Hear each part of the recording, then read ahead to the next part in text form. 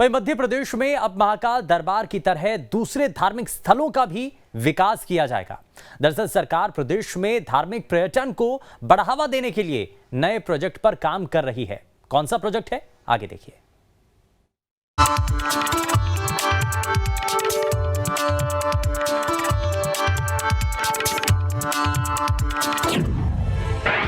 MP के धार्मिक पर्यटनों की नेशनल ब्रांडिंग।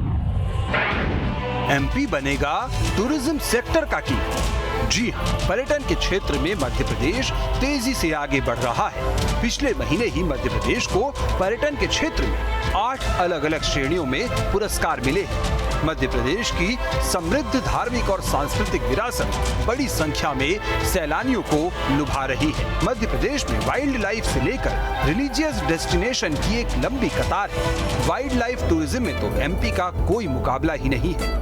अब सरकार रिलीजियस टूरिज्म यानी धार्मिक पर्यटन को बढ़ावा देने के लिए भी मास्टर प्लान तैयार कर रही है। इसके तहत मध्य प्रदेश के धार्मिक पर्यटन स्थलों की नेशनल ब्रांडिंग की तैयारी है। जानकारी के मुताबिक उज्जैन के महाकाल लोक की तरह दूसरे स्थलों का भी विकास किया जाएगा। एमपी के प्रमुख मंदिरों का विकास कर इनकी नेशनल ब्रांडिंग होगी।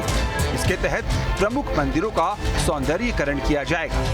इन मंदिरों को अभी तक धार्मिक नजरिए से देखा जाता था, अब इनका धार्मिक पर्यटन के हिसाब से विकास होगा। हर प्रमुख मंदिर का अलग प्रोजेक्ट बनाकर विकास कार्य होंगे। इसमें ओंकारेश्वर और ओरछा के राम राजा मंदिर का विकास भी शामिल है। मैहर की शारदा मैया और मंदसौर का पशुपतिनाथ मंदिर सहित कई मंदिर भी इस प्रोजेक्ट में शामिल रहेंगे। दरअसल मध्य प्रदेश में ऐसे अनेक मंदिर हैं जो धार्मिक नजरिए से देश विदेश तक प्रसिद्ध है या हो सकते हैं। ऐसे मंदिरों का चयन कर उनके विकास कार्य और प्रोजेक्ट को धार्मिक पर्यटन सर्किट से जोड़कर उसकी ब्रांडिंग की जाएगी। इनमें से कुछ मंदिरों के विकास कार्य हो चुके हैं, जबकि कुछ मंदिरों के विकास को विस्तार दिया जाएगा। सीएम शिवराज इसे लेकर निर्देश भी दे चुके हैं। बहरहाल इस पर बीजेपी कांग्रेस का क्या कहना है, ये भी सुनते हैं। आदरणीय मोदी जी की सरकार ने, आदरणीय शिवराज जी की सरकार ने इस बात को स्पष्ट रूप से दिखाया है। मोदी जी का आपने देखा जिस तरह से केदारनाथ का कायाकल्प हुआ, काशी का कायाकल्प हुआ और अब उज्जैन महाकाल में भी वो आ रहे हैं। तो हमें लगता है ये परंपरा अपने आप में जो है ये कहीं ना कहीं एक व्यवस्था के नाते आगे बढ़ना चाहिए और उसको ही बढ़ाने का काम कर रहे हैं।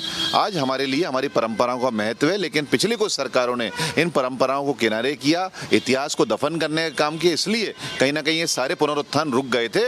निश्चित रूप से हम जिनकी हमारे यहाँ मान्यता है उनका हम लोग यदि स्थान या बाकी चीजों को हम पुष्ट नहीं करेंगे, व्यवस्थित नहीं करेंगे तो कौन करेगा। सबसे पहले ओम सर्किट का काम शुरू करने का काम कमलनाथ जी का था। राम पथ गमन योजना जो थी कमलनाथ जी की थी। महाकाल कॉरिडोर बनाने का काम कमलनाथ जी ने शुरू किया। तीन बार के मुख्यमंत्री सो चुके थे 15 साल के अंदर, उसके बाद ये सारे काम हुए हैं। अगर भाजपा को सही में ये करना होता तो पहले कर चुकी होती है। महाकाल लोक की तर्ज पर अब मध्य प्रदेश के सभी धार्मिक स्थलों के कायाकल्प को लेकर सरकार एक बड़ा लक्ष्य लेकर आगे बढ़ रही है। इससे न सिर्फ धार्मिक पर्यटन को बढ़ावा मिलेगा, बल्कि बड़े स्तर पर स्थानीय लोगों को रोजगार भी मिलेगा।